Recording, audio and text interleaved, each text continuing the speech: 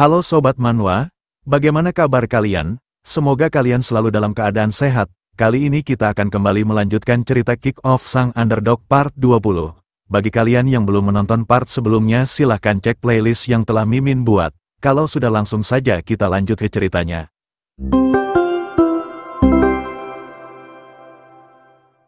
Dengan kedatangan Hong Hak-chul ke klub sepak bola SMA Haja Sung Siwo benar-benar merasa kesal. Ia menepis tangan Hong Hak-chul yang memegang kepalanya di mana Hong Hak-chul menegurnya sebagai orang yang tidak sabaran. Sung Siwo menatapnya dengan tatapan kebencian menunjukkan kepada Hong Hak-chul kalau ia benar-benar tidak menyukai keberadaannya di sini. Namun Hong Hak-chul sama sekali tak peduli dan langsung meminta semua pemain untuk mempersiapkan peralatan mereka dalam waktu 3 menit karena ia akan memeriksa dasar-dasar mereka semua. Ia menunjuk Sung Siwo yang keras kepala di hadapan anak-anak lainnya dan menyuruhnya juga untuk segera bersiap, di mana ini membuat anak-anak lainnya terkejut dan merasa penasaran apa yang akan dilakukan Sung Siwo yang tak pernah mengikuti perintah siapapun apalagi seorang pelatih. Sung Siwo melirik menatap anak-anak lainnya yang entah apa yang ia pikirkan sementara Hong Hak-chul menanyakan apakah dia tidak mau mengikuti arahannya. Dengan sedikit tertawa dan tengil Hong Hak-chul mengatakan bahwa sepertinya Sung Siwo tidak menyukai pelatih kuno seperti dirinya. Ia lantas menanyakan apakah Sung Siwo bisa melakukan tugas ini dengan lebih baik daripada dirinya. Hong Hak-chul menegaskan dari apa yang ia lihat Sung Siwo hanya memperalat anak dari tahun pertama untuk melakukan semua tugas dan ini sungguh tidak masuk akal, di mana Sung Siwo yang mendengarnya benar-benar merasa sangat kesal menatap dengan tatapan tajam mencoba mengendalikan dirinya.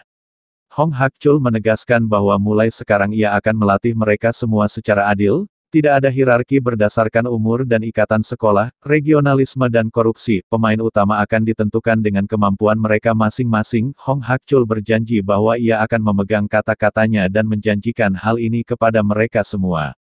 Latihan akhirnya dimulai di mana Sung Siwo memilih mengalah yang entah apa yang akan terjadi selanjutnya. Hong Hak-chul memulai latihan dasar dengan melakukan sprint untuk melihat kecepatan dan stamina para pemain. Hong Hak-chul menatap Yong Jae dengan perasaan senang karena dia berlari dengan sangat cepat. Anak-anak lainnya juga memujinya dengan mengatakan kalau mereka sudah tidak heran lagi melihat kecepatan Yong Jae karena dia memang dijuluki sebagai petir. Dengan pertandingan lari 100 meter ini Yong Jae menempati posisi pertama mengalahkan semua anak lainnya dalam kecepatan.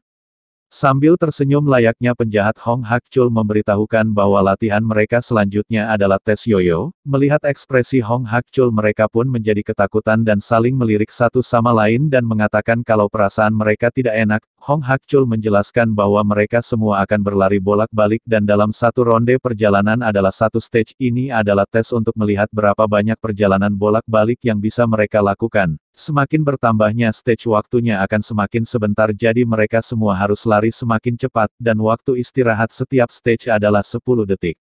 Setelah menjelaskan semuanya mereka pun berdiri sejajar di tempat masing-masing bersiap berlari. Saat peluit berbunyi secara serempak mereka langsung berlari untuk mengincar garis akhir dan segera berbalik. Mereka berhasil melakukan satu ronde dengan mudah di mana Hong Hak-chul menanyakan kepada mereka bukankah ini terlalu mudah. Ia meminta mereka untuk terus berlari bolak-balik dan mendapatkan ronde sebanyak mungkin dan jika mereka tak bisa melakukannya maka sebaiknya mereka berhenti saja bermain bola. Waktu terus berjalan di mana saat ini mereka telah masuk ke dalam ronde 8, mereka mengatur nafas dan stamina mereka agar tidak mudah lelah sambil terus berlari. Ronde 16 pun berjalan di mana beberapa anak lainnya mulai tumbang sementara yang masih bertahan mulai kesulitan bernafas dan kehabisan stamina. Semakin bertambahnya ronde mereka dipaksa untuk semakin cepat karena mereka hanya diberi sedikit waktu untuk berbalik, dan di ronde 20 Seng Ho diminta keluar karena ia sudah begitu sangat kelelahan dan tak bisa berlari lagi. Hong Hak-chul memintanya untuk beristirahat di tempat teduh dan menasehatinya agar jangan memaksakan dirinya terlalu keras seperti ini karena tidak ada yang akan menghakiminya, di mana Seng Ho yang mendengarnya sama sekali tak mengatakan apapun dan terus berjalan pergi dengan begitu misterius. Latihan terus dilanjutkan di mana waktu semakin singkat dan mereka terus dipaksa untuk berlari lebih cepat dan lebih cepat lagi. Hari pun mulai sore di mana saat ini hanya tersisa dua pemain yang bertahan dan saat ini telah memasuki ronde ke-47, para pemain yang keluar lebih dulu begitu penasaran bertanya-tanya sampai kapan mereka akan bertahan dan terus berlari. Dua orang itu adalah Ilgyu dan Sung Siwo di mana saat ini mereka terlihat benar-benar kacau begitu kesulitan hanya untuk bernafas. Ilgyu pun akhirnya tumbang di ronde ini sementara Sung Siwo terus berlari sekuat tenaga hingga ronde ke-52, di mana Hong Hakchul yang melihatnya tersenyum bahagia sangat menyukainya. Hong Hakchul kemudian mengumpulkan mereka semua dan memuji mereka karena telah berusaha keras. Dengan data yang ia kumpulkan ia memberitahukan kalau hasilnya tidak jelek dan mereka semua punya talenta, jadi mulai sekarang mereka harus semakin berusaha keras lagi. Hong Hakchul juga memberitahukan kalau ia punya sebuah pengumuman, bahwa tidak akan ada lagi yang namanya perbedaan antara kakak kelas dan adik kelas selama mereka berada di dalam klub ini. Ia mengungkapkan alasan kenapa mereka tidak bisa berinteraksi dengan baik dalam situasi tegang itu karena mereka tidak bisa berbicara dengan rekan satu tim mereka secara setara. Hong Hakchul meminta mereka semua mulai hari ini mereka tidak boleh hanya makan siang dengan teman yang biasa mereka temani. Mulai hari ini mereka harus makan dengan pemain yang paling jarang berkomunikasi dengan mereka, di mana mereka yang mendengarnya hanya terdiam dengan ekspresi keheranan dengan instruksi ini yang entah apa yang mereka pikirkan. Hong Hakchul kembali melanjutkan dan menjelaskan dari apa yang ia lihat sekolah ini tidak membuat tim sepak bola yang sesungguhnya jadi selama ini mereka hanya bermain-main sepak bola saja dengan teman-teman mereka. Hong Hakchul menegaskan mulai sekarang tugas mereka semua adalah menemukan peran mereka masing-masing saat mereka bermain di atas lapangan dan bukan hanya sekedar bermain bola. Hong Hakchul seketika meninggikan suaranya dan dengan serius mengatakan bahwa mulai sekarang tujuan mereka adalah untuk pergi ke nasional, di mana mereka semua yang mendengar dibuat berdebar dengan sorot mata terbuka lebar tak menyangka kalau Hong Hakchul akan mengatakan hal tak terduga seperti ini. Setelah semua latihan hari ini selesai, asisten Hong Hakchul yang dibawanya sendiri ke SMA Haja menunjukkan data pemain yang ia catat. Orang itu kita sebut saja Kim Dong. Hong Hakchul merasa puas dan senang dengan data yang dikumpulkannya karena Kim Dong mengumpulkannya secara detail. Hong Hakchul memintanya juga untuk menyusun list setiap pemain dan lingkungan rumah para pemain termasuk data lain seperti keadaan psikologis setiap pemain. Hong Hakchul meminta datanya disusun semuanya secara detail termasuk data yang paling sepele sekalipun, di mana Kim Dong sudah siap beraksi meminta Hong Hakchul agar tidak perlu merasa khawatir karena ia akan mengurus semuanya dengan baik. Orang lainnya yang di bawah Hong Hakchul kemudian menegur Hong Hakchul dan ingin mengatakan sesuatu. Orang ini kita sebut saja Shindong yang juga merupakan seorang asisten. Ia dengan perasaan cemas mengungkapkan kalau ia sangat mendukung keputusan Hong Hakchul untuk melatih di sini. Ia menanyakan mengapa Hong Hakchul memilih tim ini padahal jauh lebih baik jika mereka berada di SMA Sewon. Mendengar pertanyaan itu Hong Hakchul tertunduk dan sedikit tersenyum. Ia mengatakan bahwa ia sama sekali tidak terlihat selama ini bahkan dengan semua usaha dan pencapaiannya yang ia berikan untuk SMA Sewon. Ia mengungkapkan bahwa semua anak-anak itu lebih mementingkan mencari jalannya sendiri. Seberapa keras pun ia berusaha tidak ada satupun dari mereka yang mendengarkannya, dan anak-anak itu memiliki pelatih pribadi dan agen yang ikut untuk membuat iklan. Hong Hakchul mengatakan ia menerima list kandidat teratas dan juga jalan karir yang mereka pilih, dan semua yang harus ia tunjukkan untuk itu hanya mendapat makian dan dihina oleh orang tua murid yang tidak masuk dalam list. Hong Hakchul mengungkapkan bahwa koleksi pemain timnya memang dipenuhi dengan pemain jenius yang berasal dari seluruh dunia. Pada kenyataannya SMA Sewon hanyalah tempat singgah buat para orang-orang elit dan ini hanyalah gang sempit baginya. Ia berpura-pura tenang selama ini tapi apa yang benar-benar ia lakukan buat mereka, ia hanya memperhatikan tim yang sama sekali tidak membutuhkannya, dan sejujurnya fakta bahwa semua orang sadar akan hal ini semuanya hanyalah omong kosong.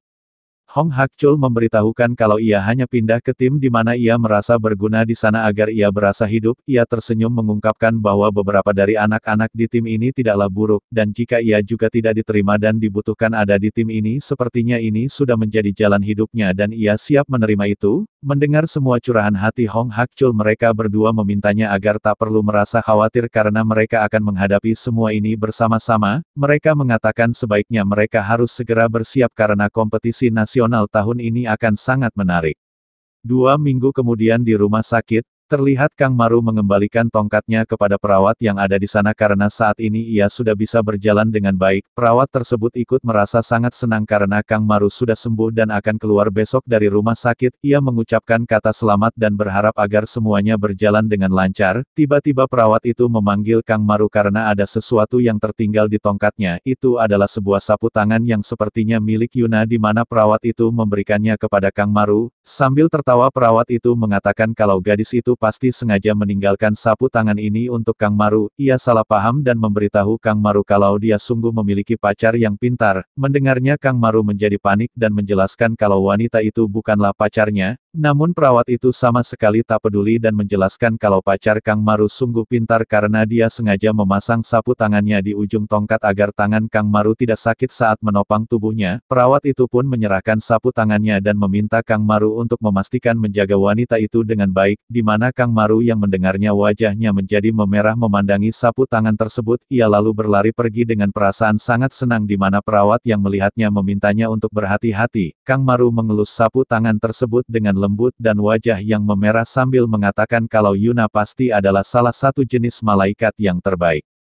Saat Kang Maru kembali ke kamarnya ia melihat seorang nenek-nenek yang ingin masuk ke kamarnya dan merasa penasaran apa yang ingin dilakukan nenek itu di sini. Sementara itu di belakang rumah sakit mereka berdua sedang bersantai untuk merokok dan menonton video yang direkam oleh Razor. Razor mengatakan bahkan jika mereka tidak bisa menghancurkan mereka semua, mereka masih bisa menyebabkan banyak masalah dengan video ini, di mana video itu adalah rekaman saat Kang Maru terlihat memukuli seorang siswa. Jaeyun memandangi seragam Kang Maru yang berasal dari SMA Haja yang entah ia melihat wajah Kang Maru atau tidak di video tersebut. Razor tersenyum bahagia mengatakan kalau ini pasti akan seru ketika Jaeyun menghentikan mereka berkompetisi dalam pertandingan nasional. Ia memberitahukan kalau ini adalah kesempatan yang sempurna bagi Jaeyun untuk balas dendam dengan bajingan itu yang entah siapa yang dimaksud oleh Razor. Mendengarnya Jaeyun meminta Razor untuk menyimpan saja dulu videonya untuk sekarang dan ia akan memikirkan apa yang akan mereka lakukan selanjutnya dengan video itu. Razor kemudian membantu Jaeyun berdiri sambil memberitahukan kalau ia sudah berniat mengembalikan uangnya selama beberapa hari ini tapi ia tidak bisa menemukan preman sekolah yang merekam video itu jadi ia tidak bisa mengembalikan uangnya kepada pemilik aslinya. Sambil berjalan kembali ke ruangannya Jaeyun memuji Razor karena telah berusaha mengembalikannya. Sementara itu Razor ia berpamitan akan pergi dan berjanji akan mampir lagi nanti.